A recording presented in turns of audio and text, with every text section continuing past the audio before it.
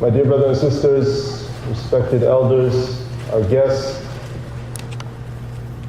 we start by praising Allah, the Most High, for it is Him that has granted us everything that we have. And without our praise of Him, we are falling way short of our mark and our responsibility towards Him. And we ask Allah, the Most High, to send His peace, His blessings, His salutations upon our Master Muhammad sallallahu alaihi wasallam. And I beseech myself first, as well as all of my brothers and sisters, to have consciousness, to have awareness of Allah at all times. Dear brothers and sisters, before we get into the main subject of the khutbah today, it's important that we take a brief moment and recognize and pray for the victims of the fires up north. This is one of the worst natural disasters, or the worst fires in California's history, if not the worst.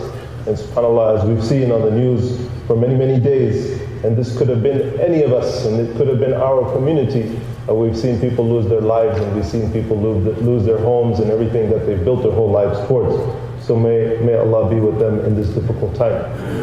And may Allah be with those, all of the oppressed, and all of those that are homes, whose homes have been taken, whose lives have been devastated in the myriad of ways that we see throughout the world. Ameen ya Rabbil Alameen.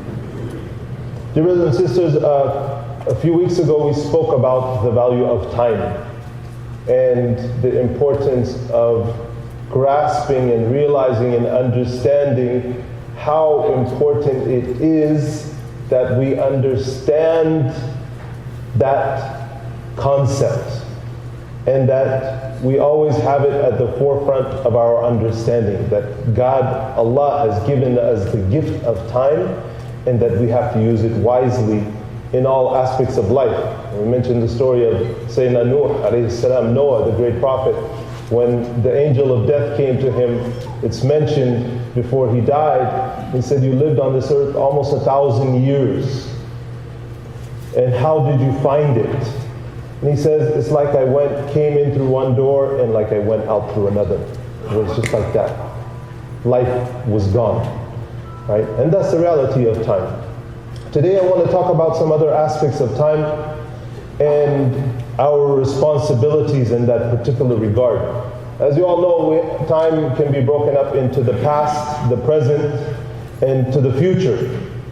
And many people, they deal with time either with ifrat or tafrit, either with negligence or exaggeration. In other words,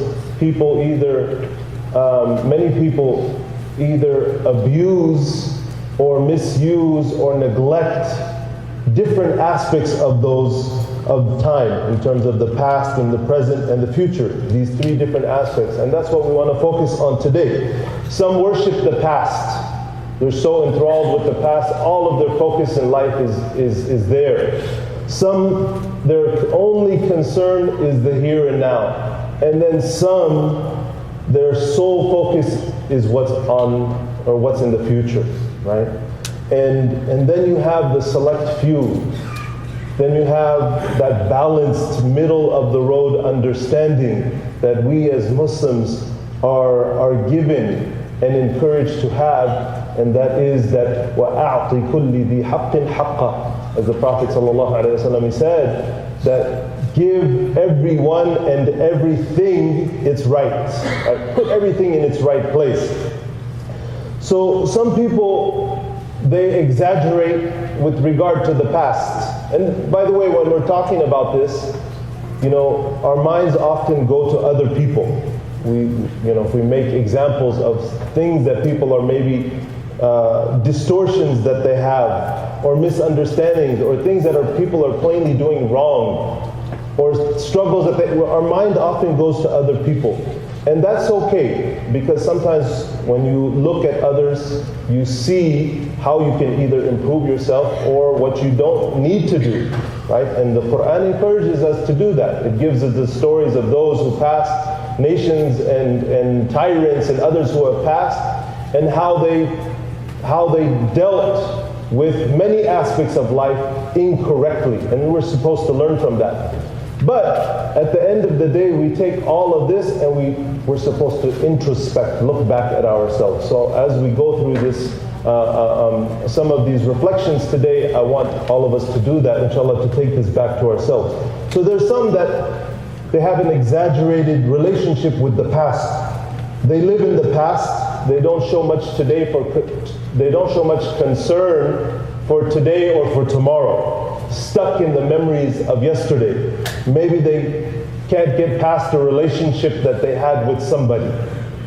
Maybe they lost somebody, a loved one in their life, whether it be a husband or wife, a child, a parent, or somebody, and they were not able to move beyond that. Some are stuck in the memories of how it used to be back home, wherever different people come from.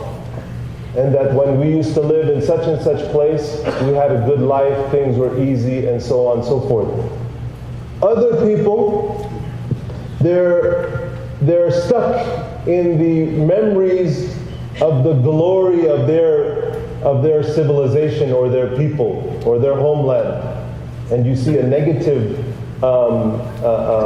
manifestation of that today in America that's playing itself out in front of our eyes. For example, those that have this attachment to the Confederate flag. And we were such and such people back then. But obviously, a part of American history that was based on the absolute, enslavement of a whole people to achieve their economic advancement and so on and so forth. But there's still part of the country that's enthralled with that past. And they're trying to relive it and revive it and live it. And different people have that in their lives in different ways. Some Muslims, in regards to our rich history and our rich legacy, our historical legacy, live in the past. And we don't believe that we can ever reclaim some of that glory, so to speak, some of that advancement, some of the great contributions that we once made to this world. That time is gone, and now it's a different time, right? There's those who boast and brag of their forefathers and their accomplishments, and that's a good thing. That's a praiseworthy thing. But our job is to complete that cycle, right? And not just to look in the past and the past alone. There's those whose Islamic growth is stunted, is cut off, because their shaykh, their imam, their teacher, they went astray. We saw a big example of that recently come in Muslim America. And therefore, they're stuck in that. And we've seen examples of that in other places, because some people are too attached to personalities and they get stuck in that part of their life. There's another personality that is over-attached to the past in a different sense. The one that is regretful about not having accomplished this and that in life, feels sorry for himself or herself. I wish I did this.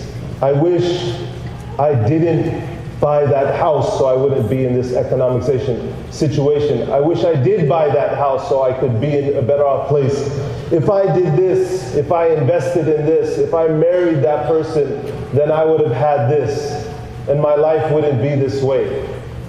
If I invested in those stocks, I would have been comfortable today, and I wouldn't have, been struggling to barely just pay the bills. That wouldn't have happened, right?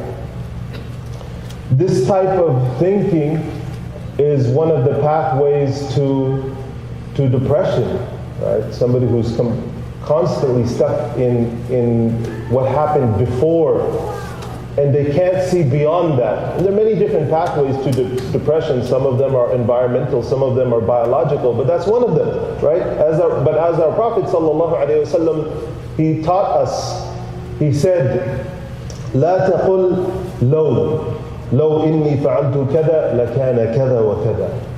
He says, sallallahu alayhi wasallam, may the peace and blessings of Allah be upon him, that one of you or none of you should say if, right? Be careful of the word if. If I had done this, then the result would have been this. And he says, وَلَكِنْ قُلْ قَدَّرَ اللَّهُ مَا شَاءَ فَعَلْ. وفي رواية قَدَّرَ اللَّهُ مَا شَاءَ فَعَلْ. That whatever Allah willed, that's what happened. That's what we're supposed to say. That's that took place. It happened. It was Allah's will. And now it's gone. I don't have any control over it. It's done. And then he says, sallallahu alayhi wa sallam, فَإِنَّ لَوْ تَفْتَحُ عَمَلَ الشَّيْطَانِ. He says, because the word if, it opens up the doors for Satan. It opens up the doors for shaitan. Because somebody gets stuck in that time loop and in that process of thinking. There's a nice saying in Arabic, they say, الاشتغال بفوات وقت ماض تضيع وقت ثان. That to be consumed with the past is a wastage of not only that aspect of, but of the time that you're in now, right? Maybe you didn't accomplish what you wanted to accomplish, or you went through such struggles, or whatever it may be, and now you're consumed in the present with that as well. So it's double the time that you lost, or that you now have given up to that one part of your life. And then we have another extreme of those who have completely turned their back on the past. They're ashamed of where they come from, right? They come from a certain part of the world, or they belong to such and such family, and they don't want to have anything to do with that anymore. And they say, I'm just concerned about tomorrow. I'm just concerned about right now and what's going to happen in the future. Consumed with modernity, without any eyes without any focus, or without having taken any lessons from what took place in their life previous. Allah subhanahu wa ta'ala, He says in the Quran, أَفَلَمْ يَسِيرُوا فِي الْأَرْضِ فَتَكُونَ لَهُمْ قُلُوبٌ يَعْقِلُونَ بِهَا وَآذَانٌ أَوْ آذَانٌ يَسْمَعُونَ بِهَا فَإِنَّهَا لَا تَعْمَى الْأَبْصَارُ وَلَكِنْ تَعْمَى الْقُلُوبُ الَّتِي فِي الصُّدُورِ. Allah subhanahu wa ta'ala, He says, and this prompting is made often in the Quran, do they not reflect upon those that came previous, the generations, the civilizations that came in the past? And have they not traveled in the land and seen what's happened in this world, the remnants, the ruins of different places? Don't they have hearts by which, or intellect by which they reflect? Don't they have ears by which they hear? فَإِنَّهَا لَا تَعْمَى الْأَبْصَارِ. It's not the eyes that are blind, but it is the blindness of the heart that does not allow them to benefit from things that they have seen around them. Right? So we're prompted all the time to sit and reflect upon what's happened in our own individual lives, what's happened in the world, to understand and to learn. And then there are those people that have a pessimistic look towards the future, that they see this, they see the world through this dark lens. People are bad, society is bad, everything is going down the drain, there's no hope, everything is getting worse, the world is coming to an end. There's people who see the world that way. And it's, of course, obviously a destructive quality that can isolate a person from other people around them, and from reality as a whole. And no one wants to be around that type of person, right? You don't want to spend your time with a person that's always negative. And we've talked about that in many different ways. It's a very faulty and flawed view and understanding of Allah's creation and His sunnah, His way that He's created this world. History tells us, and our deen tells us, Allah tells us, that after darkness comes light. Inna ma'al usri yusra. After the hardship, there's ease. Inna ma'al usri yusra. And it's repeated, right? That's the reality. And the quality of despair is something that's condemned heavily in the Quran. That Allah subhanahu wa ta'ala, He says, إِنَّهُ لَا يَيْأَسُ مِنْ رَوْحِ اللَّهِ إِلَّا الْقَوْمِ الْكَافِرُونَ. That the only people who despair of Allah's mercy are those who disbelieve. Right? So it's not the quality of the believer to not have hope and to not know that there's a better and a brighter future regardless of what's happened in life. And this person that says the world is coming to an end, of course the world will come to an end one day. Of course, that's part of our aqidah, that's part of our belief. The Prophet ﷺ, he says, بُعِثْتُ أَنَا وَهَاتَيْنِ بُعِثْتُ أَنَا وَالسَّاعَةِ كَهَاتَيْنِ. Myself and the hour, the last day, we came like this. In other words, it's very close. It's around the corner. But when did He say that? He said that 1400 years ago. Yes, perhaps in the course of human history or perhaps in the course of creation, it's so minuscule, this time, until the end of time. But we don't know when that's coming. So to have that attitude is a very dangerous attitude. And then the Prophet ﷺ, look what he told us to do, and look how he told us to deal with the future. He told us, he says, إِنْ قَامَتِ السَّاعَةِ وَفِي يَدِ أَحَدِكُمْ فَسِيلًا. He says, and if the hour is upon you, the last day, the day of judgment, and it's there, right in front, it's happening. And in your hand, you have a small sapling, you have a small plant.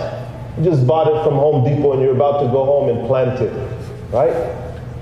If that's your situation, what do? Do you despair and throw your arms up and say it's all... Look at this beautiful prophetic advice. He says, فَإِنِ اسْتَطَاعَ أَلَّا يَقُومَ حَتَّى يَغْرِسَهَا فَلْيَغْرِسْهَا. He says, and if you're able, and this is beautiful, the perspective, and if you are able to, in other words, the world is being destroyed right in front of your eyes. If you are able to take that small seed, that small plant, plant it in the ground.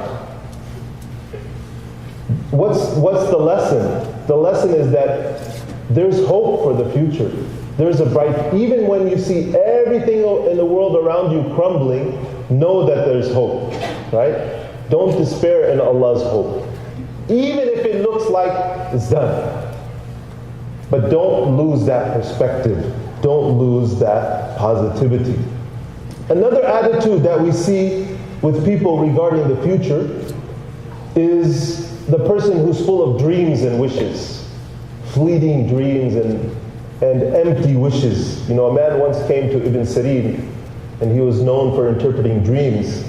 And they said to him, I dreamt in my sleep that I was swimming in the sky, and that I was flying without wings. What does that mean?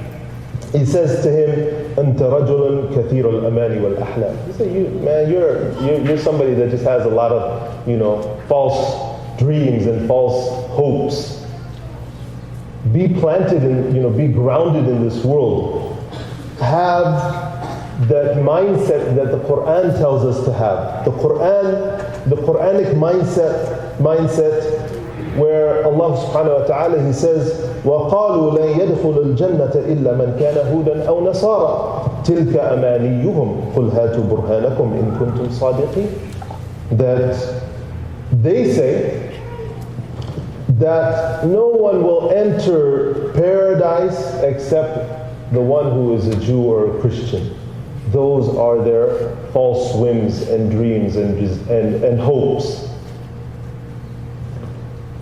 And bring your proof if indeed you are truthful. And then Allah says, بَلَى مَنْ أَسْلَمَ وَجْهَهُ لِلَّهِ وَهُوَ مُحْسِنٌ فَلَهُ أَجْرُهُ عِنْدَ رَبِّهِ وَلَا خَوْفٌ عَلَيْهِمْ وَلَا هُمْ يَحْزَنُونَ. that rather the one who submits his face to Allah, he puts and places himself, herself in front of God. And he is good, and she is good in all of her actions. Muhsin, a good doer in everything they do.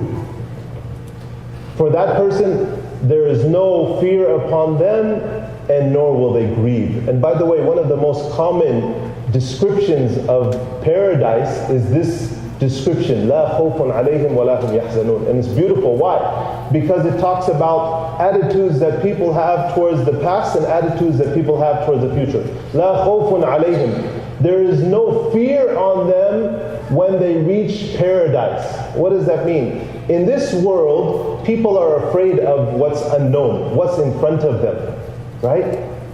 And people are also troubled by what took place beyond them. وَلَا هُمْ يَحْزَنُونَ. And they're not saddened by the heavy memories that they hold from the past. In paradise, all of that's gone, right? And then and by the way, the Quran makes a very particular distinction between what's called ar-raja wa tamanni. And this is very important that we understand this. Ar-raja is to have hope that's based on work. In other words, you want what's good for the future, but you did something to achieve that. At-tamanni is to have false hopes, false wishes, false dreams, because you didn't even plant your feet. You want to be rich. What have you done? You want to own a business and be independent. But what work have you done to achieve that, right? And so the Quran always gives us this distinction between these two things. And then there are those people who only live in the present. Those people who only live in the present. The generation of YOLO, right? You only live once. There's do whatever you want in this world. Don't worry about the consequences, because there is no consequence. That's the generation we live in, right? They don't care about the past. There's no planning for the future. Just want to enjoy the moment. And this attitude can be good. It can be good if you give your all to this moment, but you also have a proper perspective on the past and on the future. أقول قولي هذا واستغفر الله لي ولكم ادعوا الله وأنتم موقنون بالإجابة. Ask Allah for forgiveness, and Allah will forgive you.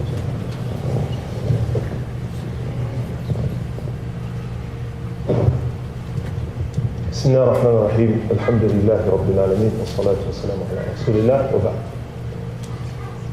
So what is the correct perspective? What is the proper Islamic perspective towards yesterday and towards today and towards tomorrow? We look and we learn from yesterday.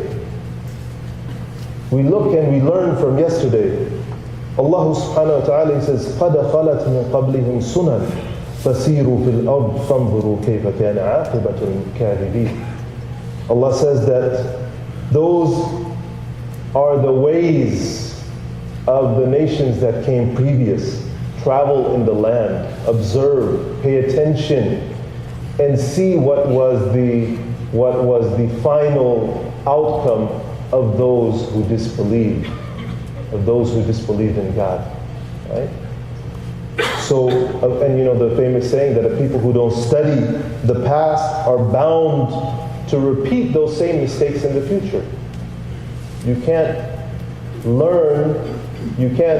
deal with the future appropriately unless you learn from the past. And we look to the future. Allah subhanahu wa ta'ala says, يَا أَيُّهَا الَّذِينَ آمَنُوا اتَّقُوا اللَّهَ وَلْتَنْظُرْ نَفْسٌ مَا قَدَّمَتْ لِغَدٍ وَاتَّقُوا اللَّهَ. O you who believe, have consciousness of God, and let every soul look forward. Let every soul look to what it is putting forth for tomorrow. Right? Be conscious of what you're doing for tomorrow. Have tomorrow in mind in all that you do. For the next life, but for this life as well. Plan for your future. Our Prophet ﷺ, look at his life. Why did he look for a new base for Islam when Mecca, when the door was closed, there was no hope? Why did he meet the Aus and the Khazraj, the people of Medina? Why did he send Mus'ab ibn Umair to Medina to go and open up the way? Why did Abu Bakr plan for Hijrah?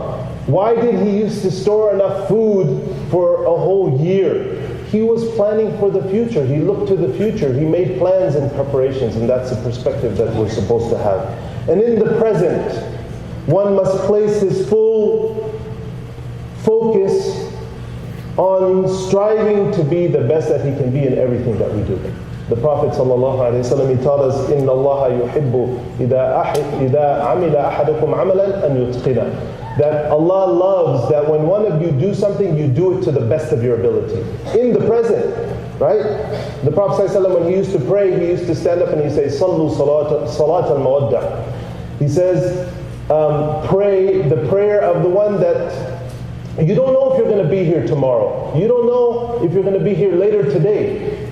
So be conscious of your prayer now. Connect with Allah in every way possible now. So we ask Allah subhanahu wa ta'ala to help us to give us a balanced understanding of the past, of the present, of the future. We ask Allah subhanahu wa ta'ala to help us to deal with the sorrows of yesterday and to help us to deal with the unknowns of tomorrow and to give us hope in all matters. آمين يا رب العالمين. اللهم إني داع فقول آمين. اللهم اغفر للمسلمين والمسلمات والمؤمنين والمؤمنات الأحياء منهم والأموات إنك سميع قريب مجيب الدعوات.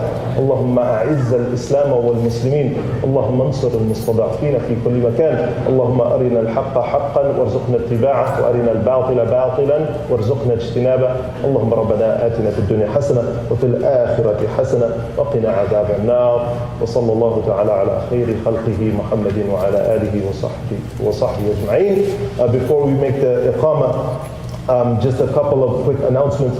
And we want to, number one, thank our guests from Pepperdine University. Professor Barton has brought one of his classes to observe our prayer, and we are so honored and happy to have you with us today. And we hope that we can maintain a relationship over the course of time.